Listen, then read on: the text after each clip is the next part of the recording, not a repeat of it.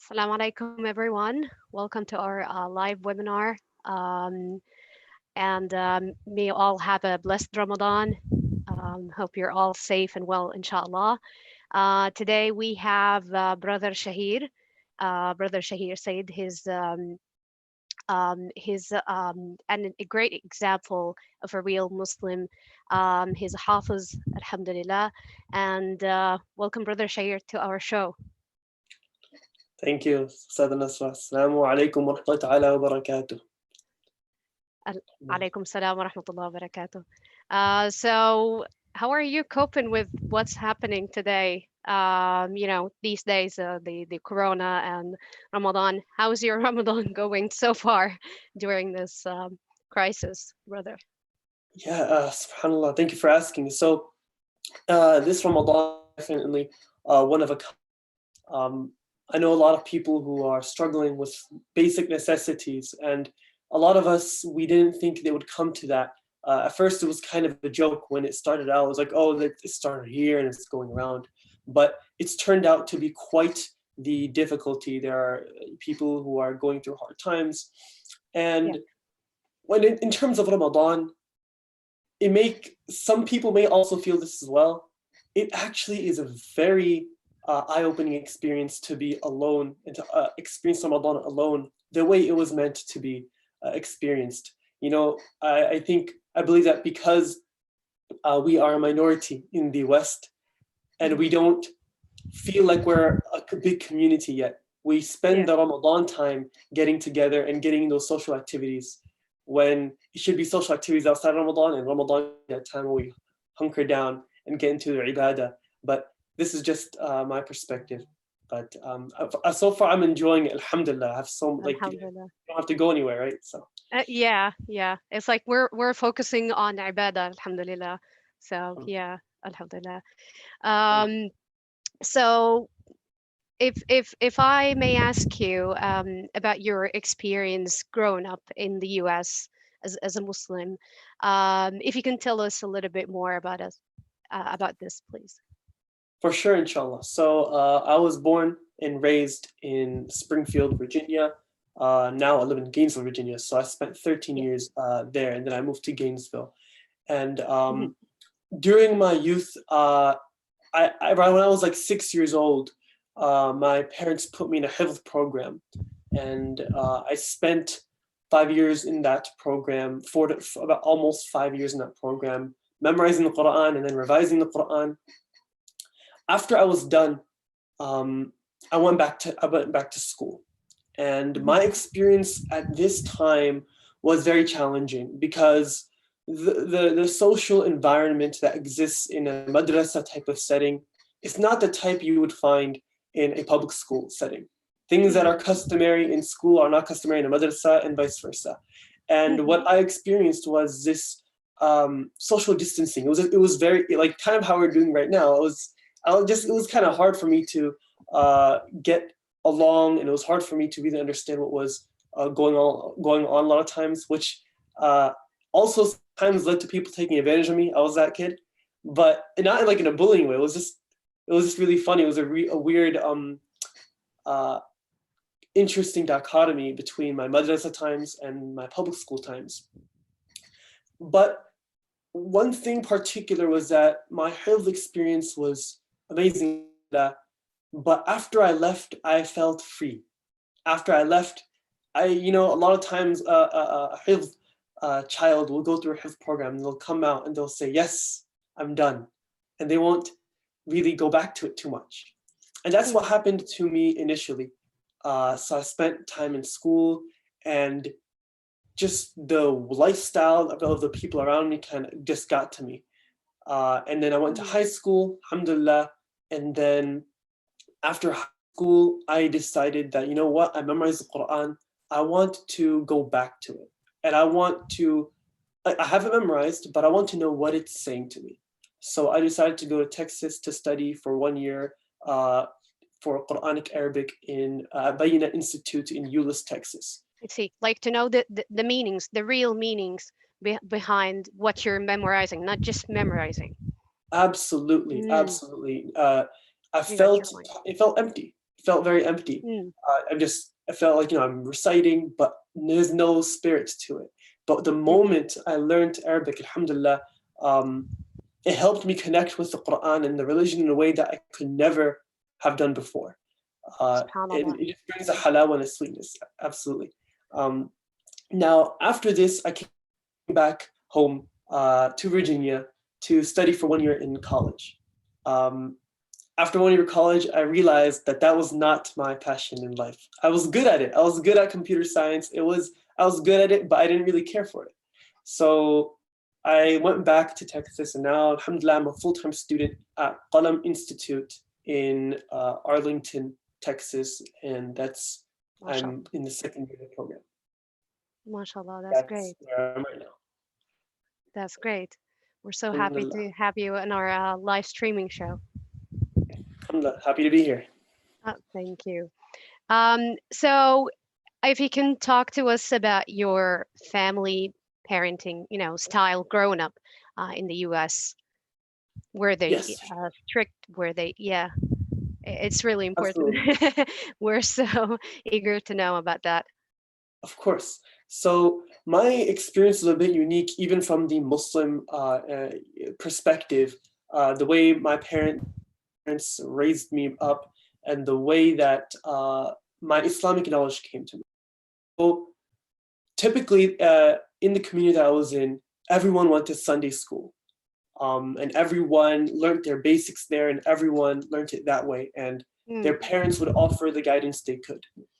For me, I actually never really went to Sunday school except probably 3 or 4 times, and then it didn't really work out. And most of my knowledge came from my parents and from my madrasa. The way my Okay. parents were relatively strict. Alhamdulillah, Okay.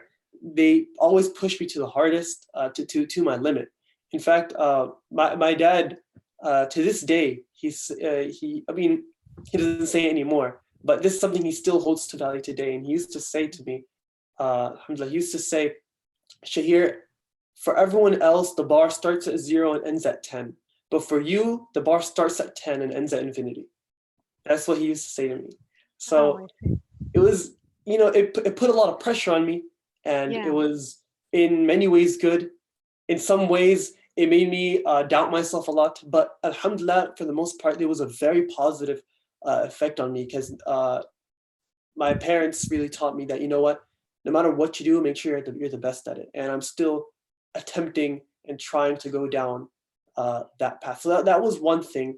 Um, Another thing was about my parents, particularly, was that they believed, they firmly believed that you cannot separate the deen and the dunya. You couldn't Mm. separate it. And something that I've always reflected on is the fact that many of us today, what we'll do is that we want both this world and the next, right? We're like, yeah, Allah, I want to get to Jannah. I want this, I want that, but I also want this and this and this. Like Yeah, and we want to actually, enjoy dunya as well. exactly. And Yeah. sprinkling on top, like Jannah is the last part of our dua. Is like the very last 2 seconds of our dua, and everything Oh, yeah. else, oh, the job, this and that. So, subhanAllah, just something that my parents really taught me was that if you want the next life, it can require sacrifice here. And being the best person for the next life means you're the best person here. They're not separable. And that's just a few things about my childhood and my parents. Yeah. But if you can tell us, how were they strict? So I understand the part about educating you to become a good Muslim, but how strict were they when it comes to like, like having your daily activities, for example, doing your daily activities? It, were you allowed to go outside, have friends, talk to them? Like we have a lot of parents, and they really want to know because, yeah, um, to know how strict maybe they're not, they are strict, Mm. like your parents. Yeah, so Yes, so there are different places you can be strict in. So my parents were never strict in the time that I would have for myself. What I mean by that is that they were strict in me getting my work done. For example, when I was in madrasa, I had to get my stuff done. But the moment I was done, I could do whatever I want, right? Mm. And there was no such thing as like, okay, here's a limit on your free time and then do work. It was do your work and then do whatever you want after that, but make sure you Mm. get your work Mm. done. I I was see. allowed to have friends, and uh, my dad encouraged me to do all sorts of extracurricular stuff, just, have fun. He said to enjoy my time. But they were strict in the sense that I was not allowed to give up my main purpose, which was to memorize the Quran at that time. And I was not allowed, MashaAllah. as it is very common sometimes in Desi families, to get below an A. Or if you didn't get an A, it's like, not now, let's take away your privileges. Now Yeah. until you get good grades, we're going to take them away. But other than that's the sense that they were strict in. It wasn't overwhelming. It was Mm. it was a very balanced strictness that allowed me to be productive. I see. Yeah. MashaAllah. Um, and what about the community around your Muslim friends? What was the common style of that community? Yeah. So the way my community operated back then, so in Springfield, there are a bunch of masajid. And the way that the community operated, especially for people my age, was that people focused um, on sending their kids to Sunday schools and sending their kids to different programs. Sometimes they would send them overseas. Sometimes it was a very traditional community over there. And but then if it wasn't that, it was the extreme opposite. One extreme breeds the other, right? And not to say that one extreme is bad, but the other side, they didn't really have that sense because they were intimidated by the community that was really involved in the religion.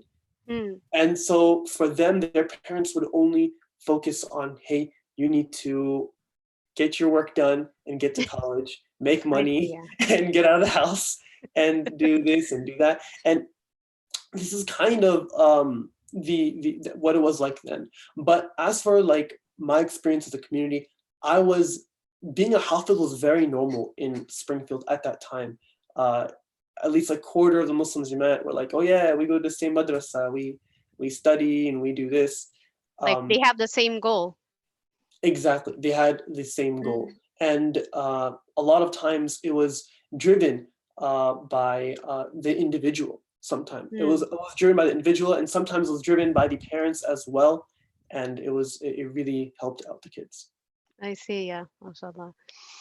And like how was it for you being different from others around you? Did it feel different?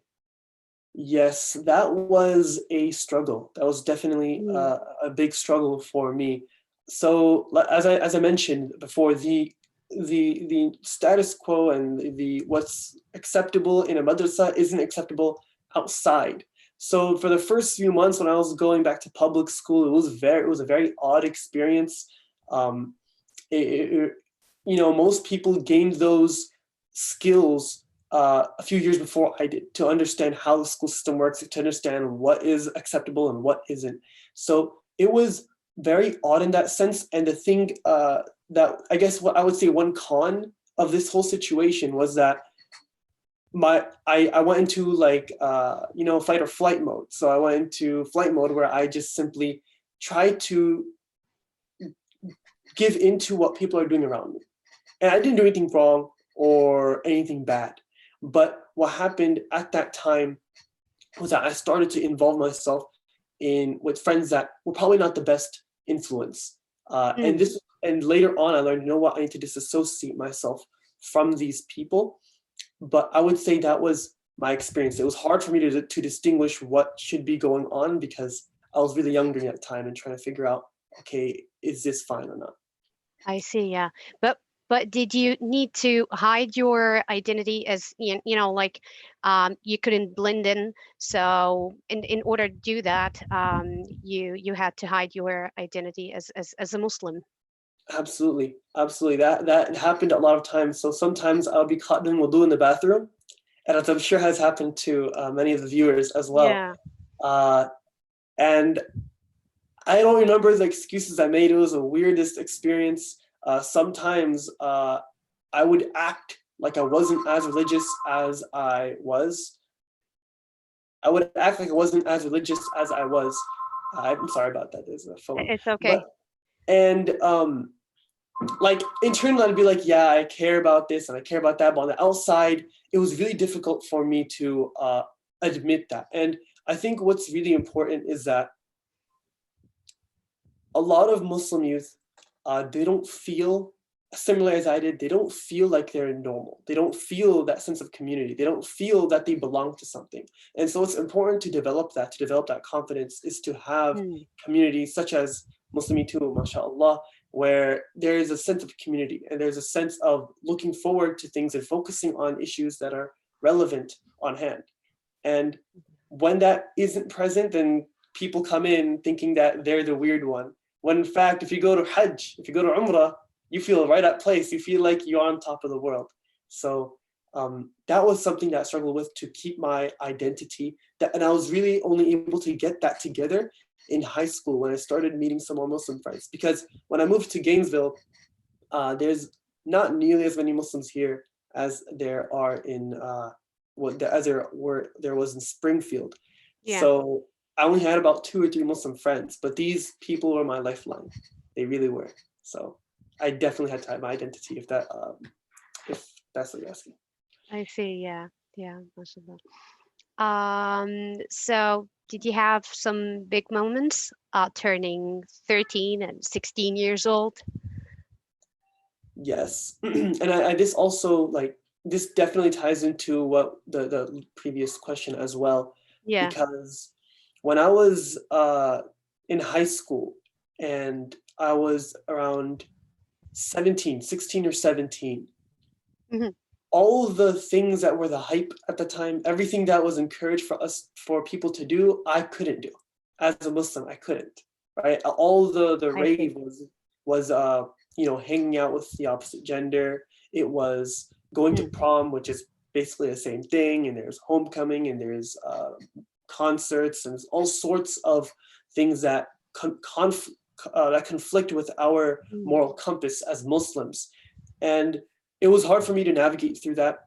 But the big moment, I would say, the biggest moment for me was when I met my first Muslim friend who was practicing.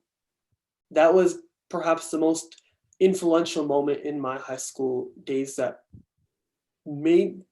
allowed me to become confident in who I am. Hmm. You know, for a lot of people, might be getting their driver's license. In all honesty, I got my permit and I didn't really care about my driver's license till way later. That wasn't really a thing for me. Some people are, they want their car, they want this. I didn't really care Yeah. about that. Yeah, subhanAllah.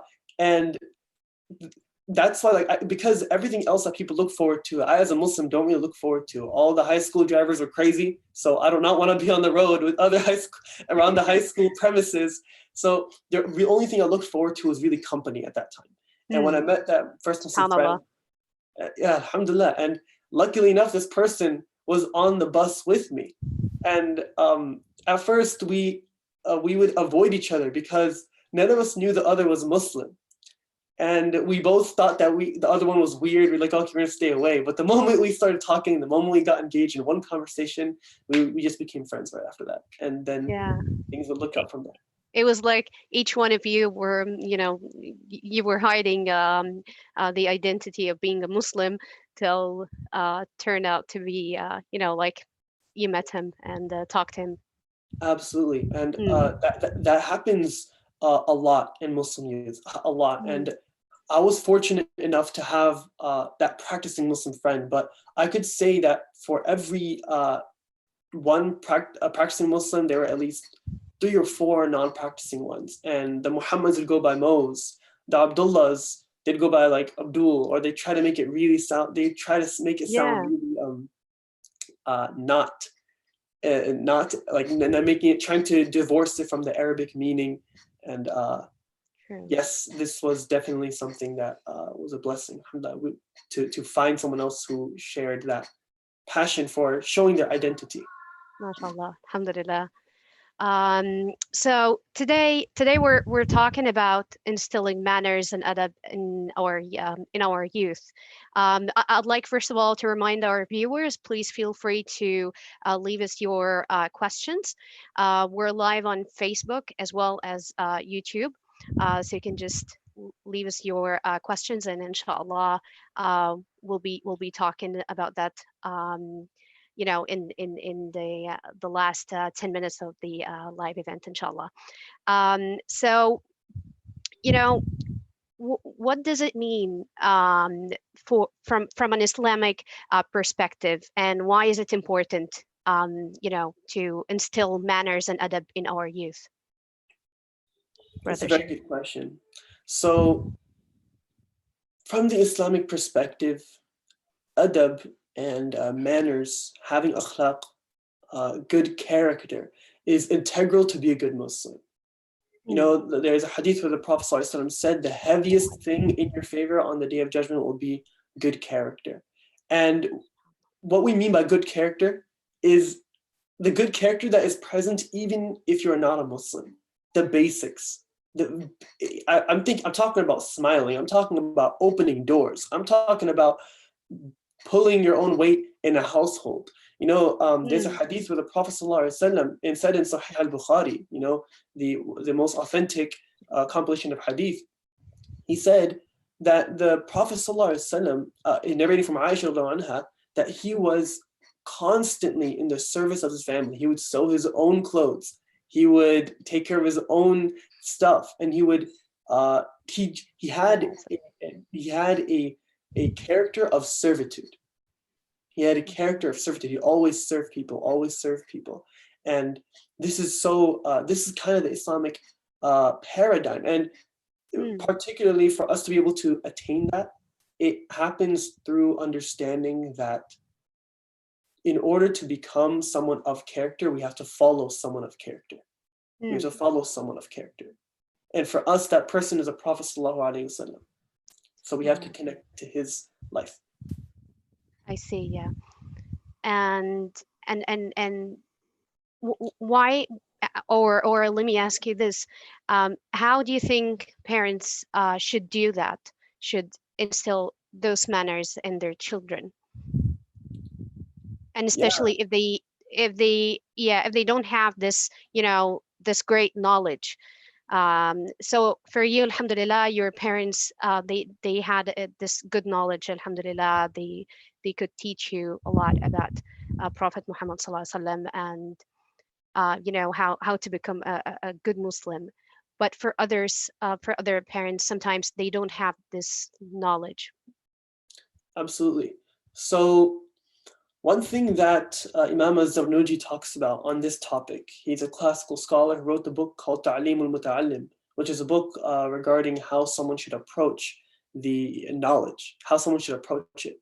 And he talks about Mhm. how in order for someone to gain, sorry? I was saying is very interesting. Yeah. So he was saying Ta'limun that, title itself, it's very interesting. yeah, in the title itself is like the knowledge of the person trying to seek Yeah, it, right, of education. So true. he talks about the fact that in order for someone to get closer to Allah, in order for someone to want to become better and Hmm. to develop good character, he talks Yes. about how an environment needs to be set where there is a respect for those people. You'll Hmm. notice that in families who, and unfortunately, it's a very common thing today, right? There are families Hmm. that respect scholars, and there's families that make it a point to disrespect scholars and say, you know what, they're all the same. In Urdu, we say "molvi saab," which is basically a derogatory term for, oh yeah, he's just someone that talks and talks at people. He makes people do what he wants. And particularly, you'll notice that the children, either subconsciously or consciously, will inherit that same attitude. and it's very difficult to get out of that because Mm. it's like a layer around someone's heart that stops them from hearing you. It's like when someone drills into someone else a racist ideology, and from then on, it's Mm. always subconsciously in them that they can't receive that. So, how can it be achieved? By understanding that we need that environment. We need the, like, for example, the parents need to have this level of respect for scholars, and they need to have a routine where, or they need to constantly show that. They need to say, son, we don't know everything and we Mm. can't offer you everything. But there are people out there who can help us. There are people out there who Mm. can teach us what we want and Mm. teach us what we need to know. And a lot of times, something I touched on a little bit before is the separation of deen and dunya. So what we do is that we talk about deen in one particular context, and the only time that sometimes, and this is not always done with the bad intention, parents will bring up a religious value when they want their kid to do something. Mm. Like, oh, Allah doesn't want you to do that. Oh, Allah wants you to do this. But in reality, in their head, they're thinking, I want you to do this, and Allah wants you to obey me, so do it, right? So oftentimes, it's important to bring up religion, even if you don't want your child to do anything. Just constantly reminding them, we do this because we believe in something more than the temporal world. Mhm. And when you instill that in your child, and when you yourself live that, because children live off example, monkey see, monkey do, right? They see Mm. what you do, not to say, anyone's a monkey. And for anyone out there who got, they see you and they observe you. Words are cheap, right? I can sit here and talk all day, but if your child sees you praying all your 5 daily prayers on time and sees you reading Quran and sees you actively trying to engage with the religion, they will Mm. inherit that. They will inherit that. So a lot of times it just I starts see. by taking a step ourselves. Hmm. I see. Yeah, mashallah. So if you can, tell us about the key, what are key manners, um, of teaching children, first, before the knowledge, teaching them manners. So what are those key manners? Yes, absolutely. So one of the sunnahs of the Prophet Sallallahu Alaihi Wasallam, Prophet So, Sallallahu Alaihi Wasallam, was that he would smile. And he would smile so much that people would say that we never saw him not smiling. Like he was always subhanallah. smiling. His face was always smiling. And it's easy to say that, but I want to just think about the fact that this man went through so much more hardship than anybody else. He saw 6 of his own children pass away. His family, his own friends, he saw them suffer. He saw his Hmm. own people suffer. But this man, sallallahu alaihi wasallam, Sallallahu. held a smile on his face. He held a smile on his face. Subhanallah. And a lot of these key manners, particularly what you'll notice is that I keep referring back to the Prophet sallallahu alaihi wasallam because Sallallahu. Allah said in the Quran, لَقَدْ كَانَ لَكُمْ فِي رَسُولِ اللَّهِ أُسْوَةٌ حَسَنَةٌ. For you have a absolutely perfect example in the messenger of God. So that's why we always defer to him and always look at him. Okay, so we have an example, let's try following that. And Mhm. a lot of times it's hard for us to connect to his life. It's hard for us to connect to his life. It's hard for us to learn more about his life because there are limited resources. We don't know where to Mhm. get that information. We might just go on Google and say, okay, let's find a list of sunnahs. And it's difficult. But there are sources out there that are very beneficial to learn Sira. For example, one resource, I have a book right here. I'm not sure if I think it's Yeah, we, reflected. we But can the see. book is Muhammad, His Life, based on the earliest sources by Martin Lings. There are some issues, some different factual mistakes in the book, but a great, great, great um, resource to learn more about the Prophet ﷺ.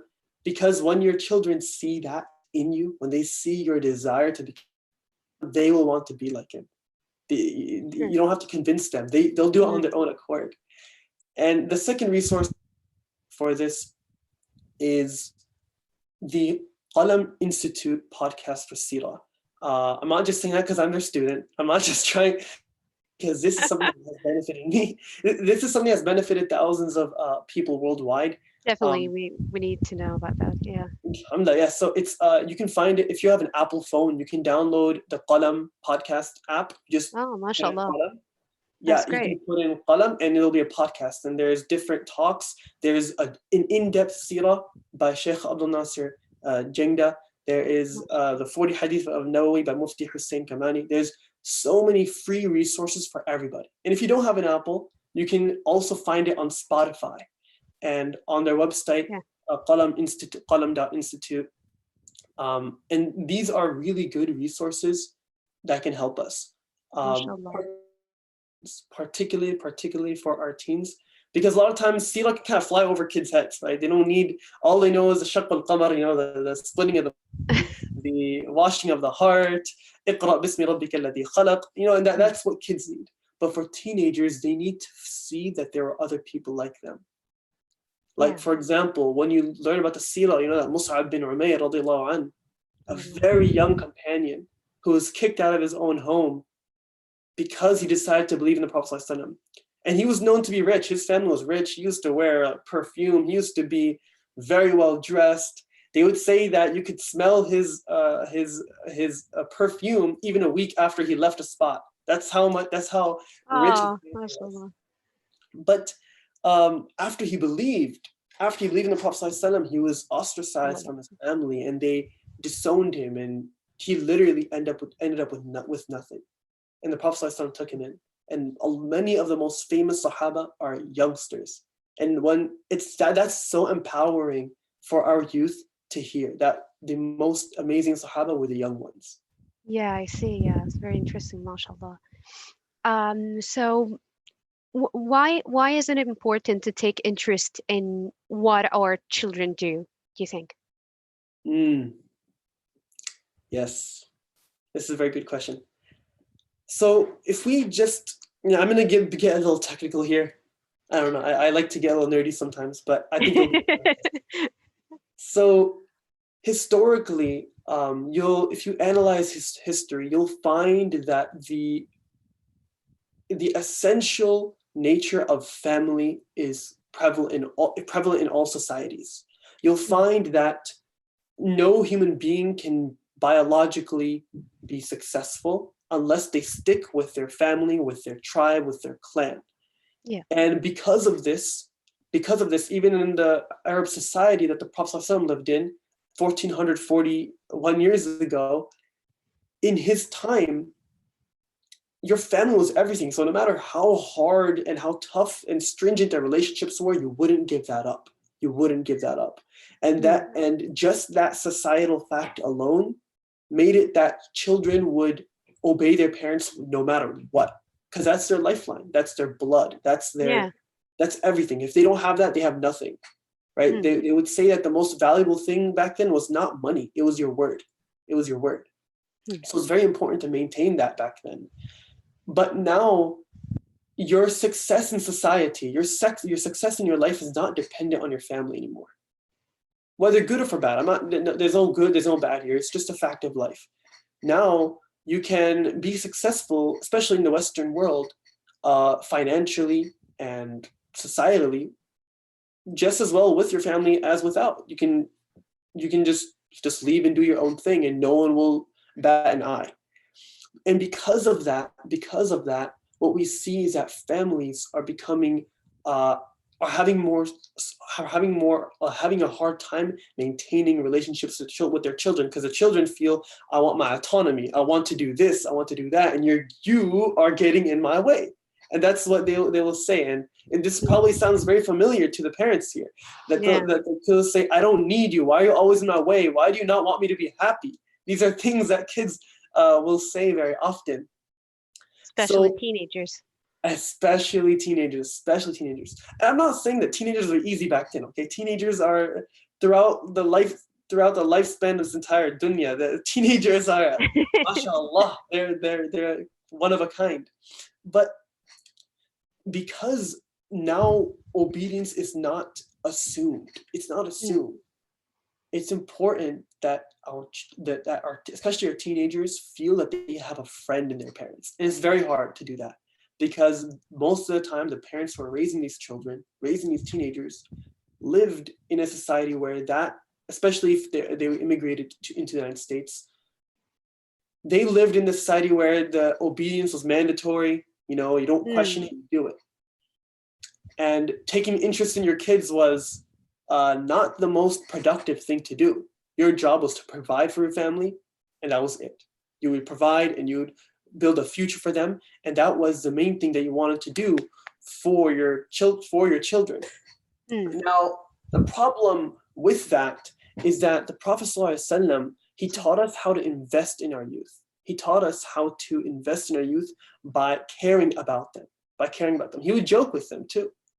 So even in his society, he set a timeless example for us here today to look into to talk to our children in a way that we care about them, and to get involved in the things that they care about, to get involved in the things that matter to them the most. And without doing this, children will feel like they don't care the children will feel like that the parents don't care about them. So they have to build this relationship. Absolutely. That relationship absolutely needs to be built. And that can only happen if someone genuinely cares about getting to know what their child is passionate about. It's extremely important, because what we'll find today is that, at least with my experience in the field, while talking, I don't usually talk about the subject because I'm not a parent myself, but I know I do a lot of youth work, and I noticed that a very common feature between youth is that they feel underappreciated. They feel like their parents don't see the value in them. So it's important that we show that the kids have value, that the kids have that they mean something, and that they have that their passions are worth something, and that we get into it and we say, you know what, I believe in you, and I trust you. Yes, subhanAllah. If I can ask you, how do you think it's important for families to engage in the community? This is actually like a double-edged question, because there's so many factors that play here, and it depends on the community, and depends on where you live, and there are so many factors that play here. But one thing that is important to realize is the definition of a community. What does a community entail in the Muslim ideal sense? The Prophet ﷺ said that the Muslim ummah is like one body. The Muslim ummah is like one body. When one part of the body hurts, the rest of the body hurts. Yes. Right? So if my Muslim brother or sister is struggling, I feel their pain. But what that also means is that when my Muslim brother or sister feels happy, I feel happy for them. And if we live in a community that this is possible, if we live in a community that has those resources, it is extremely important that we engage with the community, with our children, because our children need that societal influence. They need to feel that there are other people like them. Now, again, just a quick reminder that communities are not made up of individuals. Communities are not made up of individuals with the same ideals. They're made up of families. If you ever see a community that's made up of different random individuals that have no connection outside of the community to each other, that's not a community. I coined that a fan club, or a business type of thing where everyone's in it for everyone's trying to get something out of it. But a true community is when there are families involved, because they are intrinsically connected even outside of that environment. They are still connected at all times. So Muslim youth, we need that. And I can say from my experience when I was young, in the Gainesville community, there isn't really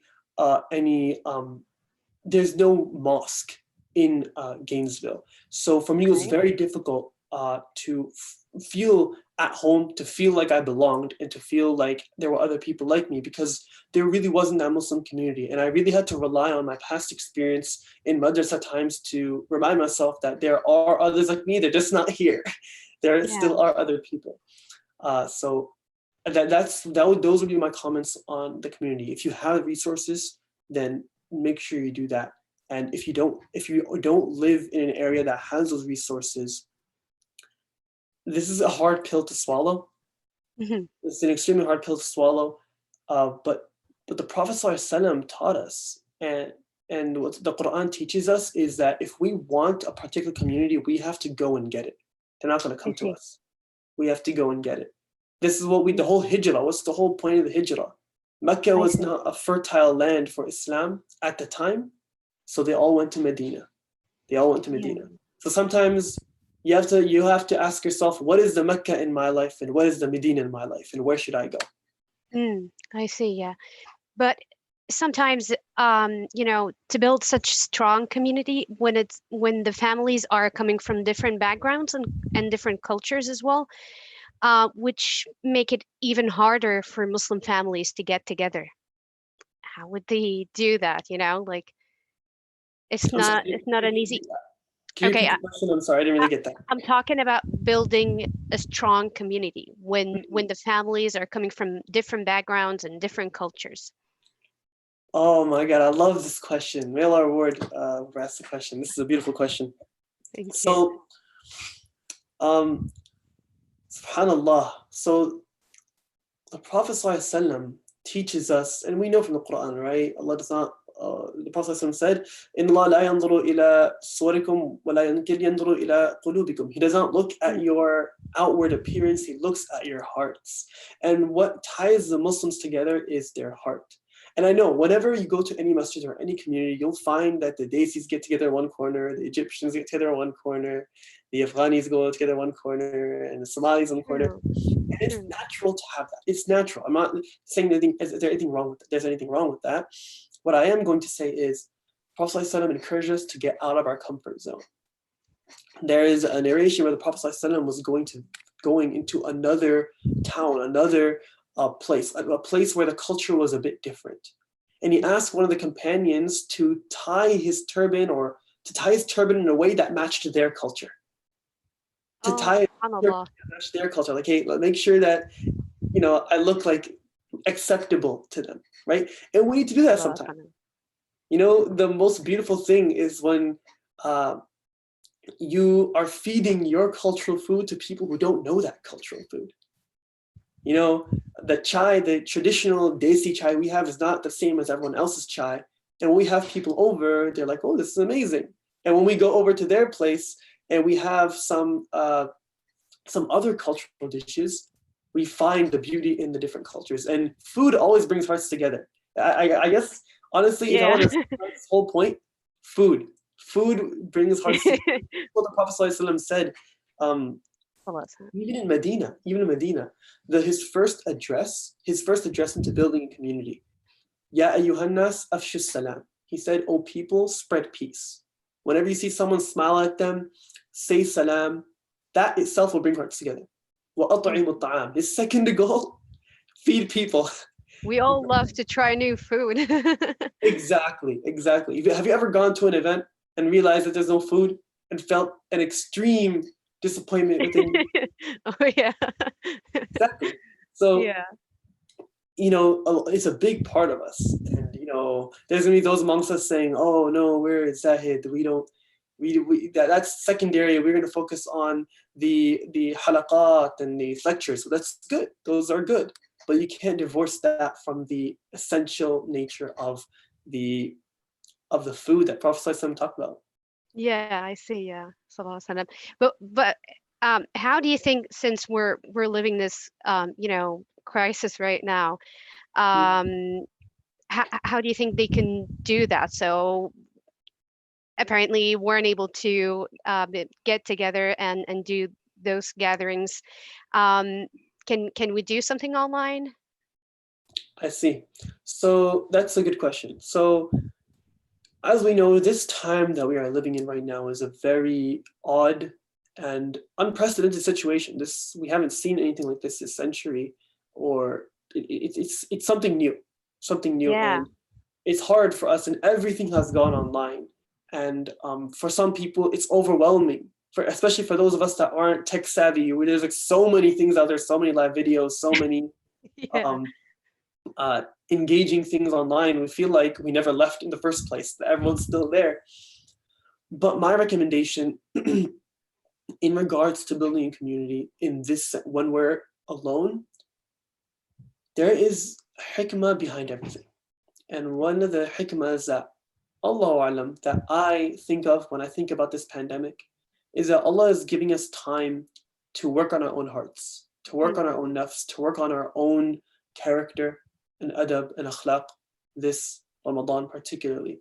It's such a blessing that we get to spend this Ramadan in isolation. You know, the Prophet ﷺ, before he received revelation for the first time, Mm. he did i'tikaf. Back then it wasn't like a legal ruling. There was no Islam yet. Yeah. He spent a month of i'tikaf in the cave of Hira, the Ghari of Hira. And only after this entire month did the blessed and divine words come down. Iqra bismi rabbika alladhi khalaq. Read in the name of your Lord who created. The first revelation came after he spent a lot of time in isolation. And one lesson we can derive from that is that isolation is imperative for us to improve our character so that Mm. we can have a community. You know, because a lot of times you can have a strong community, but there's people who hold grudges against each other. And it's hard to have a positive community if we don't have that inner sense of peace and calm. So use this, to my advice would be that for this time, you know, spend time doing online, uh, attending online lectures, attending online webinars such as this one. But also keep in mind that this time Allah has gifted you and blessed you so that you can treat this moment like the cave of Hira. This Mm. is your cave of Hira. This is your time to reflect, to get close to Allah, so that when, inshallah, may Allah allow us to get back together as soon as possible, and may Allah end this pandemic. When we do come back together, we are totally different people and Mm. better people. And that's my take on how we can build a community during this pandemic. It's not necessarily that we have to be together, I but we see. can be together if we work on ourselves, inshallah. Inshallah, inshallah. I think we have a question from Brother Luai. So he's saying sometimes youth feel that they will never be up to bar with their parents' expectations, and they will never have same Islamic or Arabic knowledge like them, which make them even more disconnected. What advice you say to them? Yes. So this kind of connects to the expectations that we talked about, and how the environment needs to be such where the parents admit their faults too. Mm. And this is difficult because in order for someone to improve their knowledge and to get closer to Allah and to improve their character in all aspects of life, no matter what it may be, they need to understand there's always a step higher. And something that we do for kids sometimes is that we try making an example for them. So we say, you know what, be like me. I'll be your example and follow me. And when they can't follow that, they feel very, very discouraged. So instead of trying to make someone that you see an example, make someone like the Prophet ﷺ your example. I know I've been talking about him all the time, but there's a reason for that. There's a reason for that.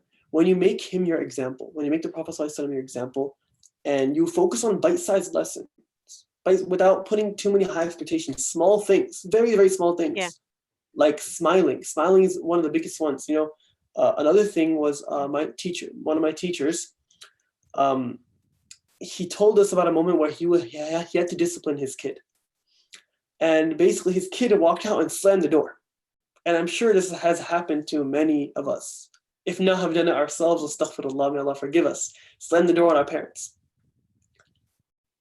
And for many of us, we may have reacted very harshly. Like, who do you think you are? Why are you slamming the door? Don't you know better? But my teacher did one simple thing. He said, come back in. He Okay. said, what anger came to you that made your nafs take your anger out on the door? Like, how was that I love productive? that question. I love that. Exactly, it's kind of lot. So, what overcame you? We could have just talked about it. If you're upset with me, let's talk about it. And see, this is how we would do that. It's not all about knowledge. You don't He need to wear. encouraged you to talk about it instead of, like to explain why you did this, instead of blaming you for doing that. Exactly, exactly. Because a Mm, lot of children feel misunderstood. They mm, feel that whenever they get upset, their parents may take it as disobedience and disrespect, and they're like, "No, no, I'm just angry. Can't? Am I not allowed to be angry?" Right? So a lot of yeah. times, like the question was like Arabic and knowledge, and that's not necessary. You don't need to be wearing kufi or this to have good character. You don't need that. Mm, That it's all about the mindset. Like I said, what Imam Zarnuji said, right? The environment has to be set where the parents have a respect for something higher than themselves. So the whole family is always thinking about something higher than themselves, and they're all working on it. Keyword together. Keyword together. So the kids are aware that the parents are also working on themselves, and the mhm. parents will say, you know what, I'm working hard on this too, and this is what I struggle with. And I can't imagine how hard that has to be, but it's necessary. And this is what we see in the Sahaba, that the children would sometimes overcome and become more beloved to the Prophet ﷺ than their parents, and they would compete with each other. And this is what the mindset we need to have: Yeah, I competition. see. Okay, so I think we have another question here. Which advice have you received that you hold really close to heart and benefited you the most to get through? Mm. This is something that this is the advice that I got. Well, this advice stuck with me all throughout my high school years. And the reason I'm being dramatic. I'm not gonna mention the advice till I talk about how it affected me. um, the way it affected me was that the reason it affected me so much was because I felt that everyone else was different, and that I was one way and everyone else was another way, and I always needed something to turn back to. And the advice that one of my teachers gave to me back then, um, just a local person, not like a big name, just just a local person. He said that, look, Shahir, no matter what you're going through, and I'm sure you're going through a lot since you're a young Muslim in a society that's not all Muslim, and the Muslims that are there may not be fully practicing because of their own personal issues and struggles. You may feel that you're out of the fold and you feel like you're just kind of out there, but know that Allah put you in this situation at this time for a reason. The struggle you and I go through um, is something that is predestined, and Allah is just trying to make the better of us. My parents, when I was young, my dad, he would put me in the water, and I would panic at first to swim. I would panic to learn how to swim. But we have to understand that Allah is doing that to us. He's putting us in difficult waters, but the goal is not to drown us. The goal is to see us come back on our feet and swim. And Mm, this is something that I think is really powerful, really important for youth to understand, because a lot of times they feel that Allah is against them. They feel that mm. Allah's angry at me. Allah's really, I'm like this. Um, Allah doesn't want me to get close to Him. But once the youth understand that they are in their struggles and they're experiencing the struggles they are because Allah wants them to become the best person possible, it's something that is very powerful. And that's something that I would say affected me a lot. And before that, I was struggling a lot, and that really helped me out. I see. Yeah, mashallah. It's an honor having you on our weekly webinar, brother Shahir. It was so nice talking to you today. Um, wish you all have a blessed Ramadan, inshallah, and may you and your family stay safe, inshallah. Um, Uh, Thanks again, Brother Shahir. I would like to remind our community that our weekly webinar is held at 6 p.m. Eastern Standard Time. So please be there and send us your questions. Jazakumullah khairan all, and see you next week, inshallah, next Thursday. Jazakumullah khairan. Thank you, Brother Shahid. Thank you for having me. It was an honor. Thank you.